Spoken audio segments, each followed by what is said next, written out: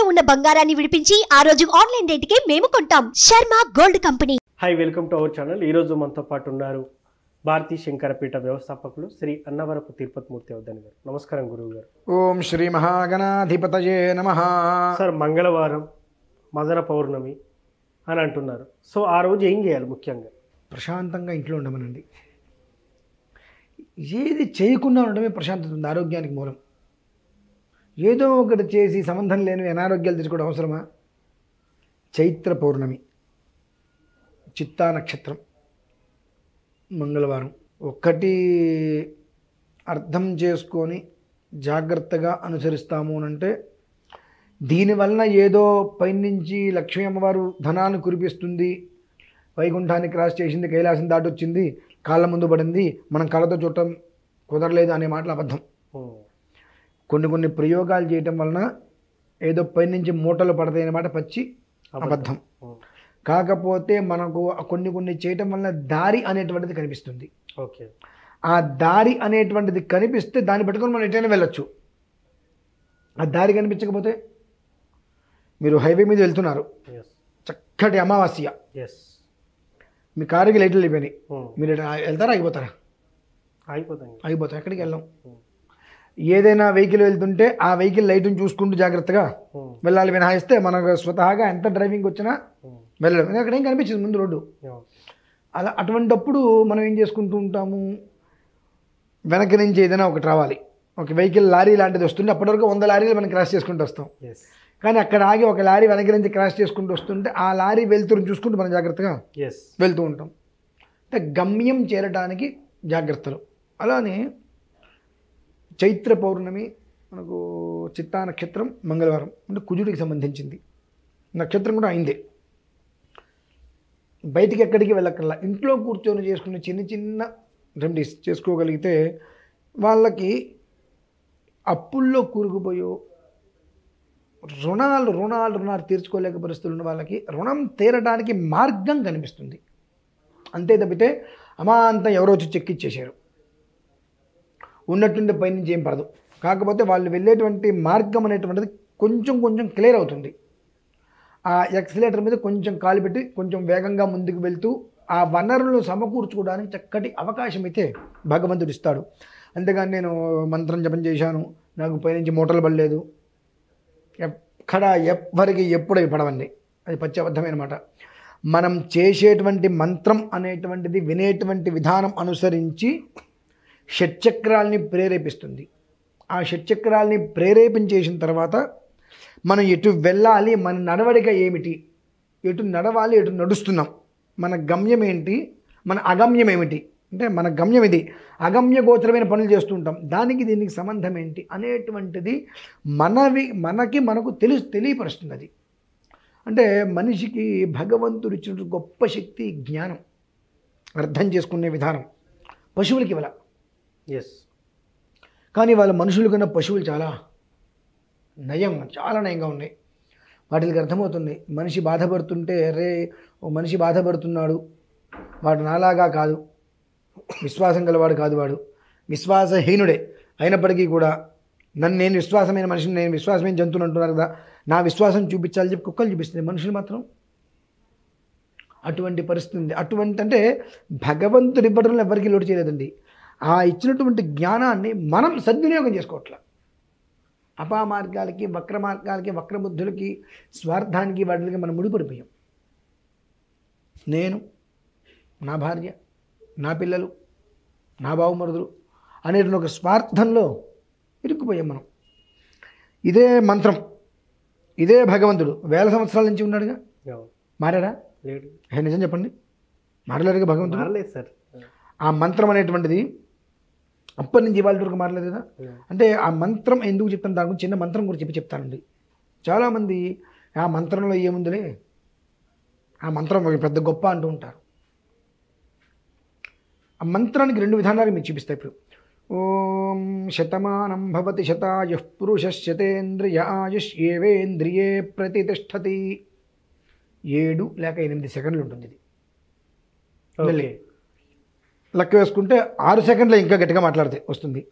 ఈ మంత్రాన్ని ఓం శతమానం భవతి భవతి శతమానగుం శతమానం భవతి శతాయుశ్శతాయుర్భవతి శతమానగుం శతమానం భవతి శతాయుః శతమానమితి శతమానం భవతి శతాయుశ్శతాయుర్భవతి భవతి శతాయుః పురుషः పురుషశ్శతాయుర్భవతి భవతి శతాయుః పురుషः శతాయుః పురుషः పురుషశ్శతాయుశ్శతాయుః పురుషశ్శతేంద్రియశ్చతేంద్రియः పురుషశ్శతాయుశ్శతాయుః పురుషశ్శతేంద్రియः శతాయురితి శతాయుః పురుషశ్చతేంద్రియశ్చతేంద్రియः పురుషः పురుషశ్చతేంద్రియ ఆయుష్యాయుషి శతేంద్రియः పురుషः పురుషశ్చతేంద్రియ ఆయుషి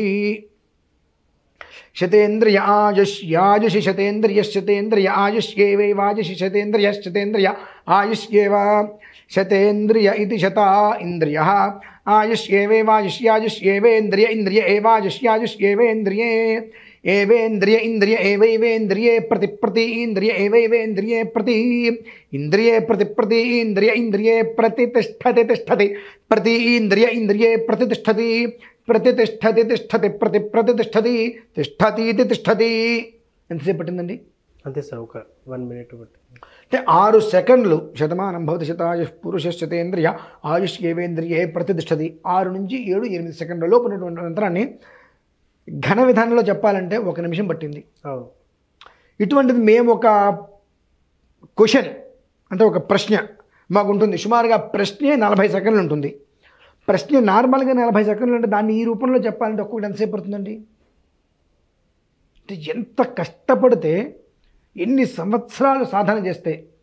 వివస్వాదిత్యేషతే సోమపీఠస్థేన మందస్వత్తేన తృప్యాస్వతే వయంతర్పయతారో యాదివ్యా వృష్టిస్తయ ఆస్వాస్త్రీనామి తేన మందస్వతేన తృప్యాస్మతే ఉంది.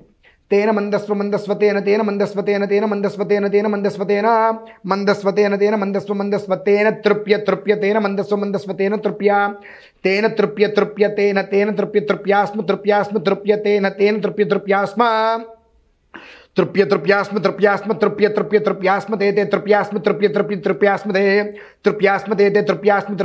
వయం తే తృప్యాస్మతే వయం. నాలిక అనేటువంటిది ఏ విధానంలో ఎంత వేగంగా తిరుగుతూ ఉండాలండి. ఎంత మంత్రం అనేటువంటిది సాధించడం తేలికైన విషయం కదండి.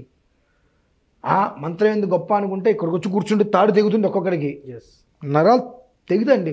ఆ మంత్రాన్ని సాధన చేసేటువంటి పరిస్థితుల్లో ఒక రోజుకి 18 నుంచి 20 గంటలు సాధన చేస్తుంటే 22 సంవత్సరాలు పడుతుందండి. అంటే ఇక్కడ కూర్చొని చెబుతున్నాము విషయాలు అంటే, ఇప్పుడు చైత్రపురం ఎందుకు చెబుతున్నానంటే ఈ మంత్రం ఈ శ్లోకం నేను పారాయణ చేస్తే నిజంగా జరుగుతుందా? ఎన్ని సంవత్సరాలు కఠిన సాధన చేస్తే మేము ఇవాళ ఇంతవరకు వచ్చాం. నేను ఏదో ముక్కు మూసుకుంటే 10 నిమిషాలు కూర్చుంటే అయిపోతుందా? కనీసం మాత్రం కొంచెమే సాధన చేయాలిగా. 1,00,000 సార్లు కాదు, 1000 సార్లైనా మనం దాన్ని సాధన చేయగలగాలిగా. ఎక్కంగానే నీకు బండి రావట్లేదు కదండి. బండి వచ్చేస్తుంది ఎక్కంగానే, సైకిలే వెంటనే రావట్లేదు కదా. అటుబడో ఇటుబడో కింద పడో దెబ్బలు కూడా తగులుతున్నాయి. అంటే మంత్రం మాత్రం వినగానే ఫలితాలు వచ్చేయాలి. నేను ఒకసారి విన్నానండి, నాకు ఫలితం రాలేదు. కఠోరమైన సాధన అండి. ఆ సాధన కనుక చేస్తే కొంచెమైనా, సాధన అంతా అట్లాగా మేము చేసేసాం, అది ఆ రోజు చెప్పుకోవాల్సిన చిన్నవే. ఆ మంత్రం అనేటువంటిది వాళ్ళ శ్లోకం, దాన్ని వాళ్ళు చదువుకున్నా కనీసం చదువుకోవడానికి అవకాశం లేదు. అక్కడ కూర్చొని ప్రశాంతంగా విన్నా 1000 సార్లు విన్నామండి. కుజుడికి 7 సంఖ్య, ఆ 7 తోటి 7 ఏళ్ళు వేసుకోమనండి. 7 ఏళ్ళు 42, 100 ఏళ్ళు 700, 1000 ఏళ్ళు 7000, అలా 7 తోటి వృద్ధి చేసుకుంటూ వినమనండి. కనీసం ఒక్కరోజు వినమనండి. వాళ్ళకి ఒక ప్రశాంతత వస్తుంది. మంగళవారం నుంచి మళ్ళీ మంగళవారం వరకు 8 రోజులు ఒక్క 10 నిమిషాలు వినటము చదవటము చేసినట్లయితే ఒక మార్గం అనేటువంటి వాళ్ళకి కనిపిస్తుందండి, ఖచ్చితంగా కనిపిస్తుంది. ఇచ్చేటువంటి శ్లోకం కూడా నాలుగు అంత తొందరగా తిరగదు. దరిద్ర దేవి దుష్ట దృష్టి దోష దుఃఖ దుర్భరం హరం నవగ్రహోగ్ర వక్రదోషనాధి వ్యాధి నిగ్రహం పరౌషధాది మంత్ర యంత్ర తంత్ర కృత్రిమం హనం అకాల మృత్యు మృత్యు మృత్యు ఉగ్రమూర్తినం భజే. నేను అవి ఇస్తాను రాసి తెలుగులో, కింద డిస్క్రిప్షన్లో ఇవ్వండి. అది చూసి చదువుకోమనండి, అనుకోమనండి, కళ్ళతో అయినా అనుకోమనండి. ఏమి ఇప్పుడు అది నోటికి రావటం అంటే తేలికైన విషయం కదండి. కఠోర శ్రమ చేస్తేనే ఏదైనా ఒక వరుస క్రమంలో వెళ్ళాలంటే దానికి సాధన కావాలి. ఆ సాధన చేసి ఉన్నాం కాబట్టి ఇక్కడికి వచ్చి మేము చెబుతున్నాం. అవేమీ తెలియకుండా ఆయన ఏదో చెప్పారు ఇలా జరుగుతుందంటే ఎప్పటికీ జరగదు. అంతే, మన నమ్మకం లేనప్పుడు ఏం జరుగుతుంది? ఎప్పటికీ జరగదు. నీకు నమ్మకం లేదు, నీ భార్యాభర్తల సంసారమే సరిగ్గా ఉండదు. ఎస్, అవును. వివాహం చేసుకుంటాం, 100 ఏళ్ళు సుఖంగా ఉంటాం, పట్టుమని 20 రోజులు ఉండండి, తిట్టుకోకుండా కొట్టుకోకుండా. నమ్మకం ఉండాలి. నమ్మకం ఉంటే సాధించలేనిది ఏమీ లేదు. ఇవాళ లైట్లు ఉన్నాయండి, మీరు చేశారు, నేను చేశాను. భగవంతుడు అయితే లైట్ ఇవ్వలేదుగా. ఒక మనిషిగా సృష్టించింది, రైలు సృష్టించింది, విమానాన్ని కనిపెట్టింది మనిషే కదండి, కాదా? అవును సార్, అవును. ప్రతి ఒక్కటి కనిపెట్టింది మొత్తం ఒక మనిషే. ఆ మనిషినిచ్చింది, మనిషిని కనిపెట్టింది భగవంతుడు. ఎస్, భగవంతుడు వాడికి ఆ మేధస్సును ఇచ్చాడు. ఆ మేధస్సును ఉపయోగించుకొని కొంతమంది ఇలా చేస్తున్నారు, ఆ మేధస్సును ఉపయోగించుకొని కొంతమంది నాశనం చేస్తున్నారు. ఆ మేధస్సు కొంతమంది ఏముందిలే, ఏదో ఉంది, ఆ ఉన్నదని తెలుసుకోవాలనుకోవడానికి, ఏముంది అనుకోవడానికి తేడా ఉంటుందండి. సో ఫైనల్గానైతే మదన పౌర్ణమి రోజు మీరు చెప్పిన మంత్రాన్ని, ఆ మంత్రం అనేటువంటి శ్లోకం, అది శ్లోకం వింటే సరిపోతుంది. మనస్సులో అనుకోమనండి. ఓకే. వాళ్ళు ఏం లేదు, వాళ్ళ తాపత్రయం ఎలా ఉండాలంటే 2 ఇస్తాను, ఆ రెండిట్లో ఏదో ఒకటి అది చూడకుండా వాళ్ళు చదువుకోగలగాలండి. ఓకే. దరిద్ర దేవి దుష్ట దృష్టి దోష దుఃఖ బ్రహ్మరం నవగ్రహోగ్రవక్ర దోషనాథ వ్యాధి నిగ్రహం పరౌషధాది మంత్ర యంత్ర తంత్రకృత్రిమహనం అకాల మృత్యు మృత్యు మృత్యు ఉగ్రమూర్తిని భజే అని వాళ్ళు ప్రశాంతంగా ఒక్కసారి ఏ ఒక అక్షర దోషం లేకుండా ఒక్కసారి చెప్పుకోగలిగితే భగవంతుడు అనుగ్రహిస్తాడండి. అంటే ఆ ఒక్కసారి మనం చెప్పుకోవాలంటే ఎంత సాధించాలి, సాధన చేయాలి తెలుసుకోవాలి. Okay sir, thank you very much. So చూశారు కదా, చైత్ర పౌర్ణమి రోజు ఏ మంత్రం చదవాలనేది గురువు గారి మాటల్లో విన్నాం. ఇది వాటి కార్యక్రమం, మరో కార్యక్రమం మళ్ళీ కలుద్దాం. Thank you.